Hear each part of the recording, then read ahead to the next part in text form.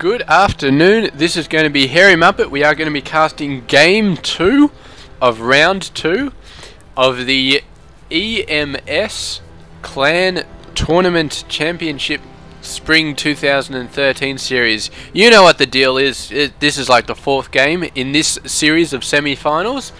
It is between Team Empire and Karont3. In round 1 it was Happy versus VI Pro. Happy won 2-0, and that won Team Empire round 1. And now we are in round 2. Is Beastyqt up the top right side, and he is playing for Team Empire.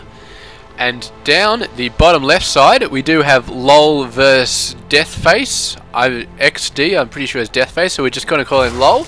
He is playing for Karont3, and so far he is 1 game down. So Beastyqt is in the lead. He is 1 game up in this round, and if Beastyqt wins this game, then Team Empire win the second round, and since they already won the first round, that means that Team Empire is on to the grand final, and they will be playing against Mouse Sports, who won the other semi-final versus xhairymuppetx Gaming. And yeah, sorry, won the other semi-final versus xhairymuppetx Gaming. I've already cast that semi-final, so that was the first semi-final, xhairymuppetx Gaming versus Mouse Spots. This is the second semi-final, Karont3 versus Team Empire, and we will see exactly what happens. Will we go to an ace match in this round? If so, will Karont3 win it? And if so, who will win the ace round at the very end of this semi-final series? Will Karont3 come back from a crippling series of losses to take out this semi-final series, or will they go down right here, right now, in this very game? It could happen either way. You never know in the game of Starcraft. Anything could happen. Well, we're not going to seeing any zealots in this game. That probably can't happen, but you know, you guys know what I mean, right? It's anything could happen in a sort of, you know, figurative sort of nice, happy dreamland sort of way, where you never know what sort of crazy stuff is going to happen. And the only way you're going to see all that crazy stuff is by watching my videos, and also subscribing and liking and hitting favorites and all that other fun stuff. I promise you, it does actually affect the goodness of the videos that I cast, and it really does if you make me think about it. Because the more popular my channel is, the more likely I am to cast some good stuff. So if you like this stuff, by all means subscribe, like, do all that other fun stuff. And yes, good stuff. Here they're knocking down this. I think that's just a non-buildable plate. I don't think it stops you from standing on it. Maybe it does. I really don't know. I can't remember what the damn thing's used for. All I know is that when I'm playing 1v1, I often do an attack move and misclick on the damn thing, and my units end up attacking that instead of the enemy forces. It's a right royal pain in the ass. But here we go. What have we got going on? We do have speed coming down for the Zerg player. He's building queens like there's no tomorrow. However, he does not have to worry about Reapers this game, which I'm sure he's going to be quite happy about. They were a bit of a pain in the ass in the last game, but this game he's going to be fine. He's sending out a bunch of lings. Lings don't have speed, but the speed should be up in about 50 game seconds or something like that. So that should be fine. These Marines coming out though, they're going to do a bit of attacking the lings, but the lings just run straight past. They might be able to take out a single SCV, but I don't know. There we go, the SCV just running back to the Marines, and I'm sure that SCV would give those Marines quite a scolding for letting the lings get past them. Because I mean, what sort of guard are you if you let 2 half-dead lings run past you and attack the workers, man? It's just not on. And meanwhile, this Overlord's just laughing at the whole thing, because why not? I've actually got a fairly fast armory coming down. Now, I've had a theory. I haven't managed to prove it yet, and I could prove it by easily playing a game, but I'm just going to prove it by watching a game. And my theory is that you cannot build Hellbats without an armory. And I think that is correct. Anybody who plays Terran will probably just be like, yeah, well, duh. I mean, how would you not know that? But the fact is, I don't play Terran, so I don't know that off the top of my head. And I'm using this UI, which doesn't actually show the full command bar. It shows this thing. So the disadvantage is that you can't tell that stuff. But you see, as the second the armory goes down, the Hellbats start being built. So I'd say that's a pretty fair certainty that Hellbats are requiring the armory. And of course, Hellbats, we have seen them a few games in the past. I believe it was a was the Go for SC2 May tournament. No, it wasn't. It wasn't that tournament. It was the first semi-final I cast. I think it was QXC versus Lucifron. Man, there were some Hellbats in that battle. They were not very nice.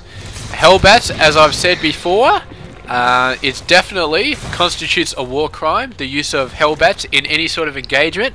It doesn't matter if you're going against the Zerg, it doesn't matter if you're going against the Protoss, and it especially doesn't matter if you're going against the Terran. If you use Hellbats in a 1v1 encounter against another sentient race, it constitutes a war crime and you should be sent to prison for the rest of your life. Or hanged. I mean, it depends on who's sentencing you, but definitely Hellbats constitute a war crime. And here we go. Gonna go in there, he's gonna give him a drop, and these guys are gonna do damage all over the place, man. Look at this, drones just getting roasted left, right and center. What do we got? 2 kills, 0 kills, 2... So that's about 7 kills. And you can see the damage they do to Queens, man. They just completely own Queens. And that is not something you see very often, man. Just Hellions owning Queens. But Hellbats, man, they're basically the same. And they just own the Queens all over the place. Look at the splash damage going from these guys, man. It is simply obscene how much damage they do. You really need roaches to deal with these guys. But he does not have roach tech out there. He's just got drones and lings. And that is not going to be enough. And right now, I am. If I was LoLvsxD, I would seriously consider just throwing my computer against the nearest wall in a fit of rage. Because what else can you do against Hellbats? They were actually taking quite a bit of damage from those lings before. I guess they get the surround, and the flame isn't a 360 degree sort of thing. It's just a sort of cone thing. But if we have a look at the income, he definitely took out a fair amount of harvesters there. Well, not a stupidly large amount, but look at this. 13 kills on this one, 17 on that one, man. Awesome. I think most of those are probably links. He can't move, but he doesn't need to because he's got medevacs, although only one of them actually got picked up. This Hellion, man, is not a happy camper right now, but we've got some more Hellbats coming down at the main base. And the Zerg player, man, he has got to get roaches out here very, very soon. Roaches are really the only thing, and the lings are doing a fairly good job, but when he gets out of position, when they get any sort of bottleneck on the Hellbats, the lings just go completely useless. It's only when they surround them that they've got any chance. And LOL, he is a complete victim of this atrocity. He was an enemy player in the last game, but this game versus Hellbats, he's completely a victim, man. I don't care what he did before this game, man. He should be pardoned from being the victim of Hellbats. And unfortunately for him, or maybe fortunately for him, he is not going to go for a third game. It is going to be Beastyqt. He is going to win this series 2-0. And that means that he has won the second round for Team Empire. And that means that Team Empire is going to go on to the Grand Finals versus Mouse Sports. So congratulations to Happy and Beastyqt from Team Empire. Both of them won 2-0 in their respective rounds. And both of them did a fantastic job. And Karont, I mean, yeah, what can I say, man? Congratulations. Sorry about that, ladies and gentlemen. A bit of a phone call popping up, but I actually forgot what I was saying. But there we go. Let's finish it off. And I was talking about the Karont team, man. They did some good play. They were definitely did some good plays, but there were a few things in there that I didn't like that much. Definitely LoL's handling of medevacs in game 1.